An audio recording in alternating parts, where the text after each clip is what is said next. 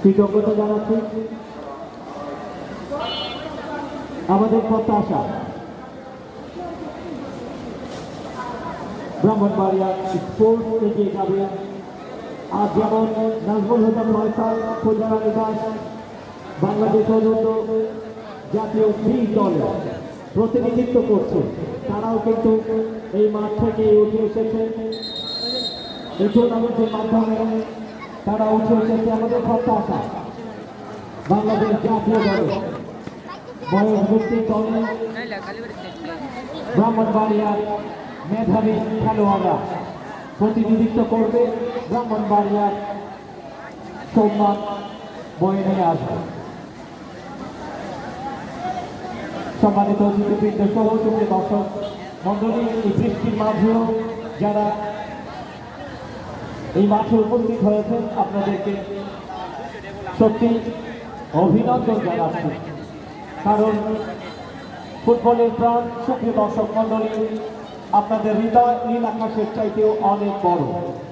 সম্মানিত সুধী মন্ডলী, আমরা ফিরছি খেলা।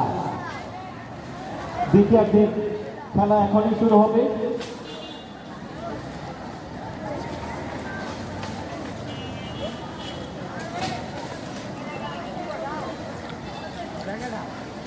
নতুন করে স্পোর্টসে যে ইভেন্টগুলি থাকছে, ফুটবল, ক্রিকেট, দাবা, কাবাডি, ব্যাডমিন্টন, সাঁতার, অ্যাথলেট এবং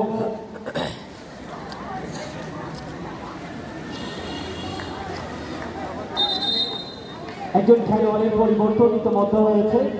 ব্রাহ্মণবাড়িয়া পৌরসভা দলের 2 নম্বর জার্সিধারী খেলোয়াড় মাঠ থেকে বেরিয়ে গিয়েছেন।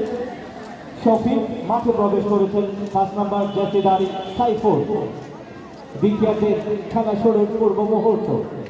এস এম প্রক্রিয়া মধ্য মাঠে, সহকারী রেফারি রয়েছেন আবু সাইদ রনি, রাকিবুল ইসলাম হাসিম এবং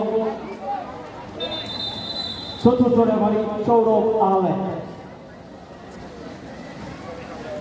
লেখাপড়ার পাশাপাশি খেলাধুলার মাধ্যমে 12 থেকে 14 বছর বয়সের শিশু কিশোরদের সুপ্ত ক্রীড়া প্রতিভা অন্বেষণ, বাছাই এবং তাদের এই মেধাকে রাষ্ট্রীয়ভাবে পরিচর্যা করার নিমিত্তে নতুন করে স্পোর্টস 2026-এর পদযাত্রা আমাদের মাননীয় প্রধানমন্ত্রী জনাব তারেক রহমান সিলেট স্টেডিয়াম থেকে শুভ উদ্বোধন ঘোষণা করেছেন।